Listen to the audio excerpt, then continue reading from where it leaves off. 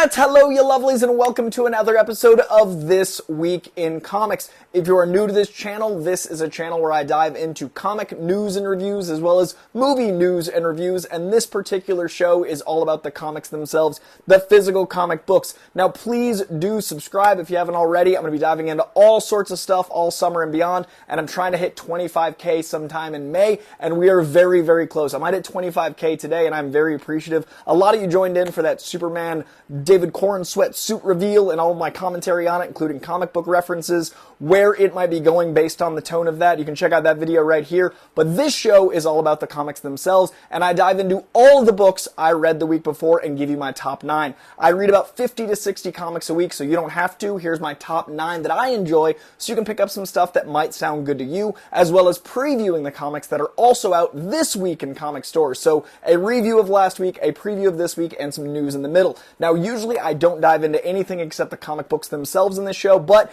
the Ryan Coogler directing X-Men rumor I definitely want to talk about, as well as the new Wolverine comic title, as well as Mark Hamill coming back to play the Joker at least one more time, which makes me so happy. So without further ado, let's get into This Week in Comics. Let's do the list. Spider-Man.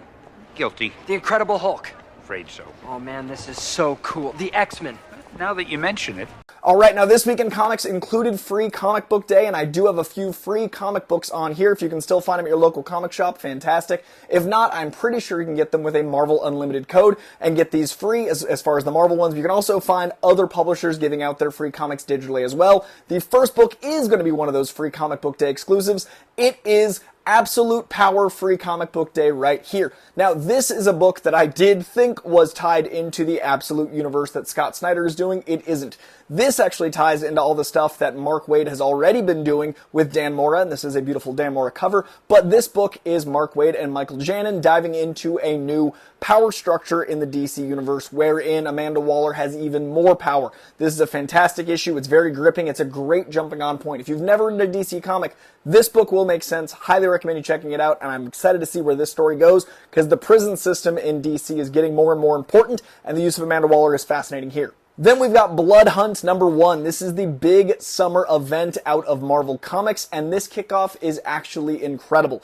Sometimes the event books of the summer do not land as much as they're hyped. Sometimes it feels like, wait, we were building to this. Sometimes it feels too big, so it doesn't feel containable. This walks that fine line. The kickoff is strong. The use of which characters is strong. The arcs feel very intentional. It doesn't feel like, oh, these are the characters we had. And I love the concept. This is a world where all of the Marvel heroes are being overrun by vampires, and the setup to get to how the vampires become such a powerhouse is fascinating, and there's a twist ending. The last page, I actually, gasped. I actually made, a sound aloud of, I did not see that coming. So, check out Blood Hunt #1, and honorable mention, this didn't make the top 9. If there was a top 10, this would have made it, is the Free Comic Book Day #1 that deals with all of these characters, but it's kind of a prequel. So if you can read these in order, I'd read the Free Comic Book Day, followed by issue 1, as confusing as that sounds. This preview here deals with the setup to right before things hit the fan. This is just moments before. It's really fun Spider-Man stuff. It's illustrated by Sarah Pichelli, who did Ultimate Spider-Man for a while after Bagley. Also, written by Jed MacKay, who is such a force of nature at Marvel. Love this duo right here. So check out these two. Blood Hunt #1, if you're only going to pick up one, but if you're going to find that Free Comic Book Day, read it first. These are fantastic. Then we've got what I expected to be a giant book in my heart, and it absolutely was. Deadpool and Wolverine World War III #1. This is from Joe Kelly, and this is from Adam Kubert. Now, Adam Kubert is one of my favorite Wolverine artists of all time. If you've ever been to the giant Universal Park down in Florida, all of that art is Kubert, and it is stunning, and it's a big part of how I see these characters, and he does great work here. And then Joe Kelly is one of my favorite Deadpool writers of all time. He's so good at breaking the fourth wall. He absolutely gets Deadpool's comedy. So these two working together to make a violent and gruff Wolverine and an absolutely insane Deadpool that's still got this great mind on him. This book is so good, so fun, and it ends up kind of teasing a certain movie version of Deadpool that I didn't expect. I'm really curious where this goes. Check out World War III with these two. This is a great thing to set up how the movie might feel, and Ryan Reynolds loved this comic. He's been talking about how good this comic was, so if you want that sense of camaraderie and hatred, check this out before the July 28th movie brings these characters to the screen. Then we've got Harley Quinn Annual 2024. It is written and illustrated by Erica Henderson, who we've seen on Squirrel Girl and a bunch of other really fun books.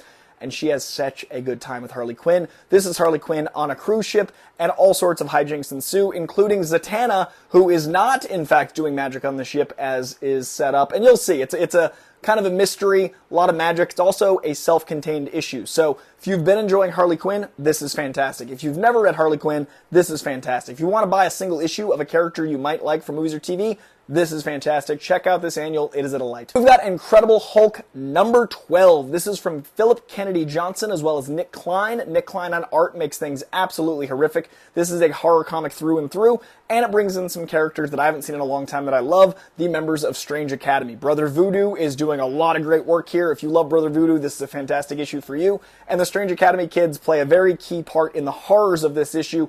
If you like your Hulk horror-centric, if you like horror comics but want to dabble in superhero stuff, check out this Incredible Hulk run. 12 might be a little confusing because it's pretty deep into the run. You could probably go back to about 7 and read from there, but I'd go back to issue 1 because this journey has been fantastic. We've got Lilo and Stitch number 3 from Greg Pak and Jalia Giacomino. I think that's how you say the name. It's very Italian and beautiful. I just don't know how to say it. This book is surprising the heck out of me every month. I like the Lilo and Stitch movie casually. I'm not like a die-hard Lilo and Stitch fan, but this comic is so good.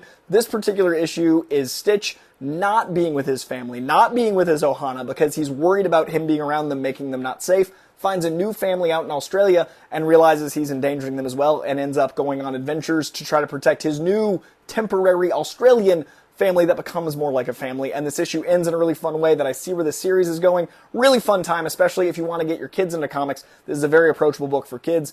And if you just like Lilo and Stitch, or even if you don't, this is really fun. We've also got Spectrograph number 1. This is from James Tynion IV and Christian Ward.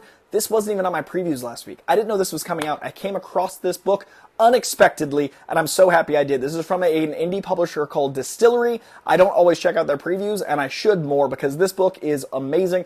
James Tynion is doing some of the best horror in the game, and this book is no exception. It takes place basically in a house that is a giant puzzle clock machine, and horrors unfold. There's a real estate agent trying to sell the house, and she gets trapped in it with someone, and there's buyers, and there's a lot of mystery, there's a lot of ghost lore, there's a lot of money exchange. It's very old money meets ghost lore meets the house itself being haunted in a very specific way. Fascinating first issue.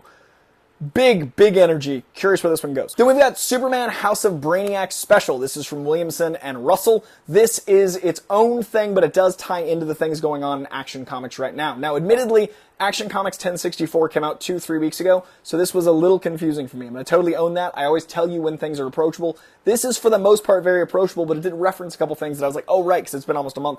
But this issue right here has a fascinating story that deals with the politics of basically heroes, and I personally think it handles it really well. It deals with the mayoral race involving Perry White. It deals with a lot of things about how we as Americans perceive others. And, I mean, if you guys don't like politics in your comics, you shouldn't be reading comics because they're inherently political.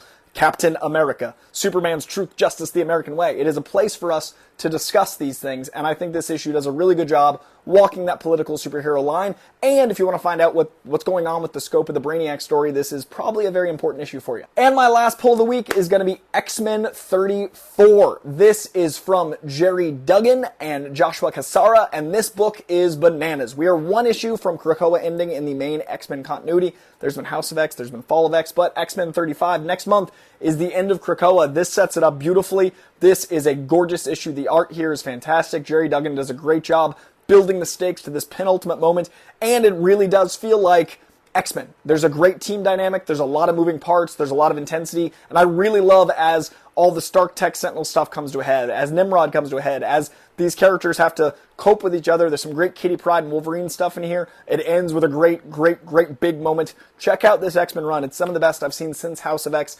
and the Krakoa stuff started. X-Men 34 is great. Alright, so that is all of the comic book reviewed from the first week of May. We are somehow into May. Those are the books from May 1st. These are the overall top 9 right there. Let's get into the comic news that happened this week. Alright, now let's dive right into the Ryan Coogler news. Now this is a rumor. It should be taken as a rumor. I do not know that there's any truth in this whatsoever, but the rumor itself excited me enough. I wanted to talk about it here. Rumor has it Ryan Coogler, yes, Black Panther's own, Creed's own, Fruitvale Station's own, Ryan Coogler is in talks to direct the X-Men. I am a giant fan of the X-Men, as you can gather, probably, especially if you've seen any of my X-Men 97 reactions. And I'm a big old fan of Ryan Coogler, and I really think he is the right man for the job. He built an incredible world with Black Panther that immediately endeared us to an entire new civilization we hadn't met yet. He's also really able to juggle a lot of different actors. He's good with an ensemble, a lot of moving parts, and he really makes the world feel rich and lived in. I think that's really important. If we go to Westchester and Xavier's Mansion, I don't want it to feel like a set they just built. And I don't want it to feel like the Bryan Singer movies, which I do think are great, but I always say they are really good mutant movies. They're not the best X-Men movies because it feels like Wolverine and Friends.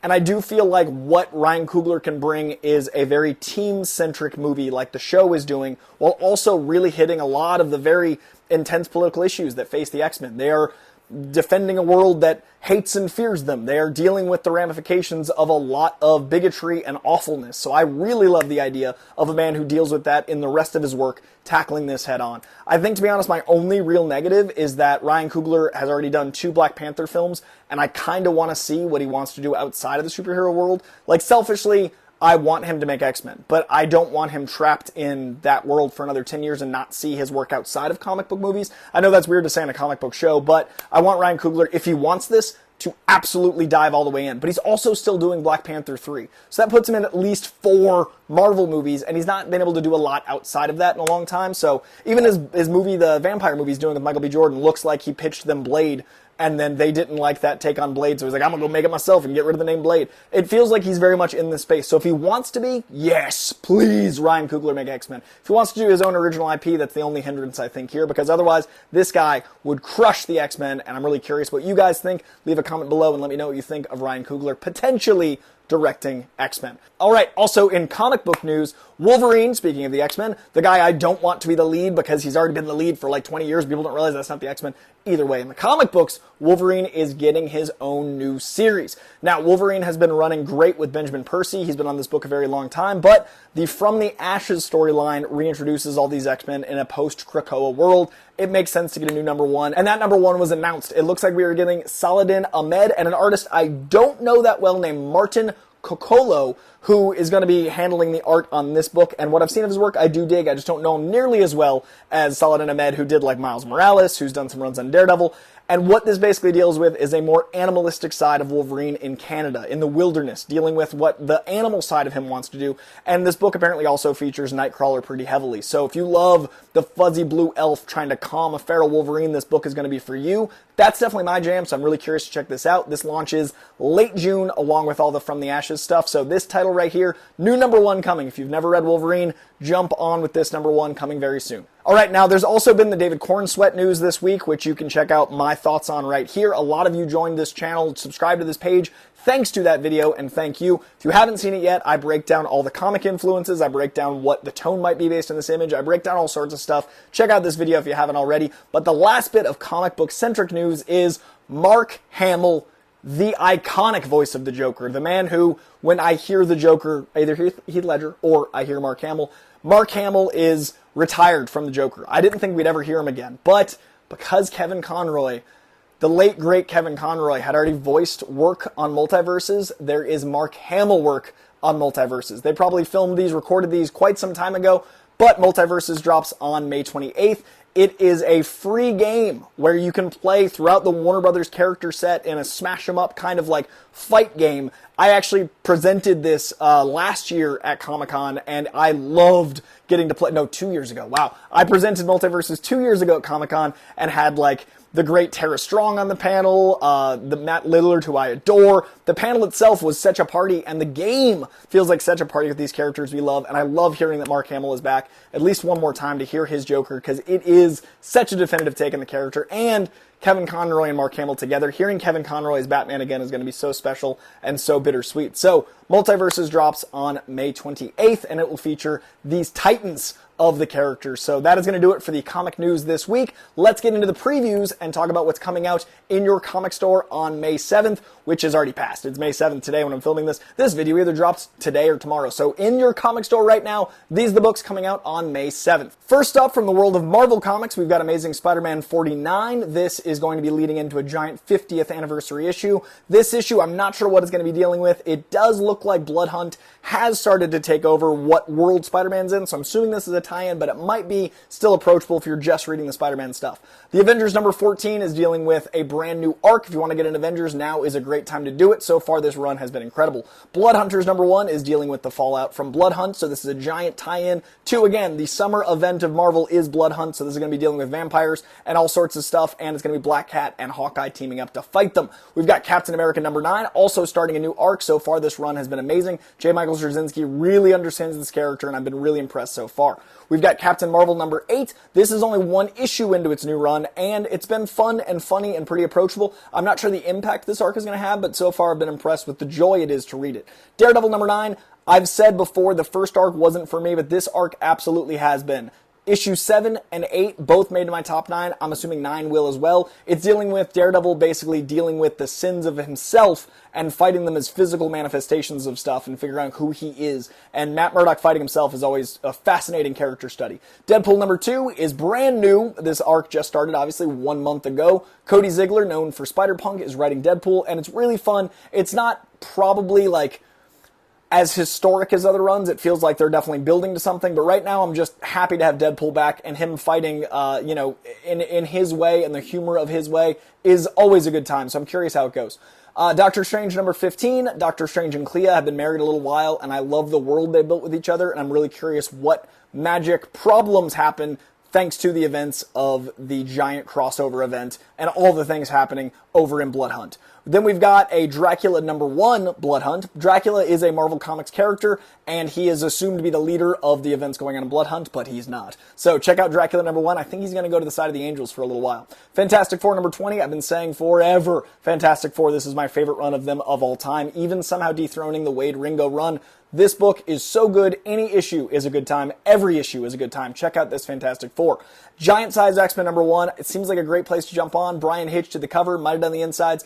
Any Giant Size X-Men is usually an anthology book that you can just pick up, sight unseen. I assume this one is as well, so if you want to read something and you're enjoying X-Men 97, this might be your cup of tea. Spider-Man, Shadow of the Green Goblin, number 1 surprised the hell out of me. Number 2, I'm hoping is just as good. It feels like a classic 70s, 80s Spider-Man book because it is written by DeMatteis, who wrote a lot of those classic Spider-Man books, including Kraven's Last Hunt and a lot of the Ben Reilly stuff I love. We've got Strange Academy Blood Hunt number 1. I talked about in my review section how much I miss Strange Academy. It's coming back for a one-off here. This is basically if Doctor Strange had his own Xavier Mansion. This is Doctor Strange being kind of, a wizard. It's Harry Potter meets X-Men, and the cast is fantastic. It's so well illustrated, so well written, such a good time every time.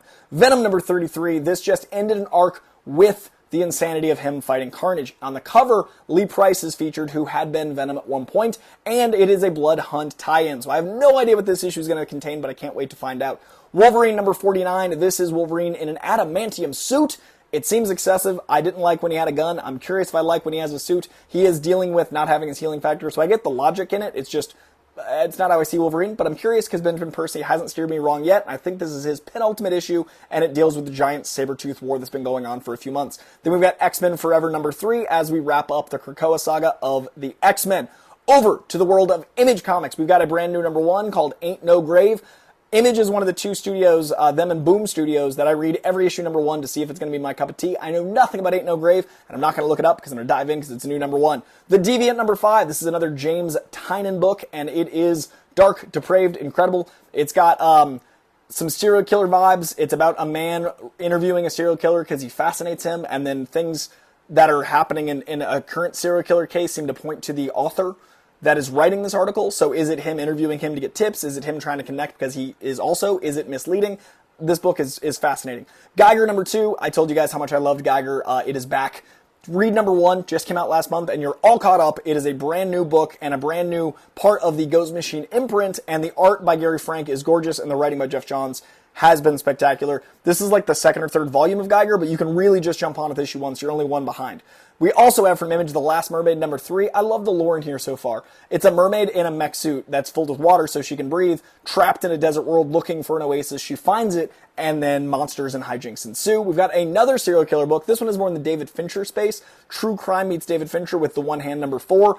A cop and a serial killer kind of chase down. It did get really supernatural with issue 3, which is not The book felt so grounded, gritty, and real and Finchery, and then 3 threw me off, but I'm still going to check out 4 and see if it gets me back. Sacrificers, number 8. It took a little hiatus. It is back. This is a Rick Remender book. He wrote Deadly Class, one of my favorite comics of all time. Anything he writes, I'm there. In a world of gods and living, being immortal, basically, finding out that you have to sacrifice people to become immortal turns this world upside down, and you're following the monarchy and the peasants and all the things that allow this world to continue existing.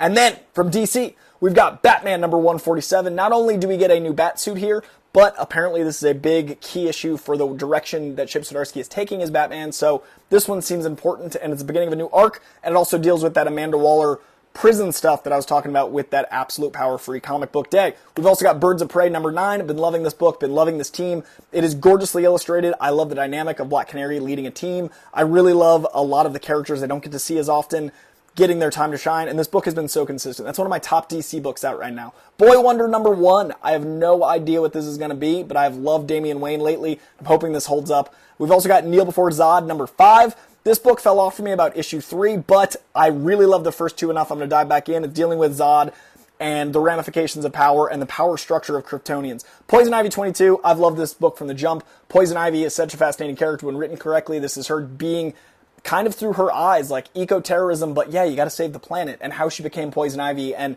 all of the journeys of her trying to do the right thing, and how corruption is kind of inevitable. Absolute power corrupts absolutely, and she controls plant life. It's a really, really great take on Poison Ivy. Highly recommend this book. And then finally, Suicide Squad Kill Arkham Asylum number 4, a prequel series to the video game, and a really great take on the Suicide Squad.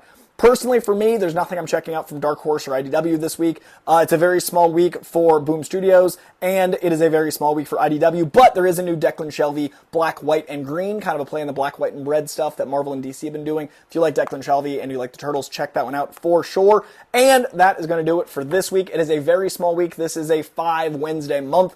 May 1, May 8, May 15, May 22, and May 29 means there's a lot of books, so some of them are going to be smaller. I think this is probably the smallest week of the month, so I'm not checking out as many, but the ones I'm checking out I'm very excited about, and I'll be back next week with my review of the top 9 of those books, as well as more news and next week's previews. Please do subscribe to this page. I think we're going to hit 25K this week, and I'm so appreciative. If you want me to talk about any certain comic stuff, I think I'm going to do an X-Men 97 what you need to read before the finale, or I'm going to do, hey, did you like X-Men 97? These are great approachable books. Either way, if you want to see some comic recommendations for X-Men, leave a comment below. If you want to see more like this, leave a comment below. If you want to see more movie stuff, just let me know in the comments what you want to see. Leave a like, subscribe. Thank you. Like 2,000 people joined this page recently. I really, truly appreciate each and every one of you. I'm doing this for you guys. And if you get any comics in the comic store, tag me on socials. I'll reshare them. I love finding out people are reading comics. Thank you, thank you, thank you. We'll see you soon. Bye.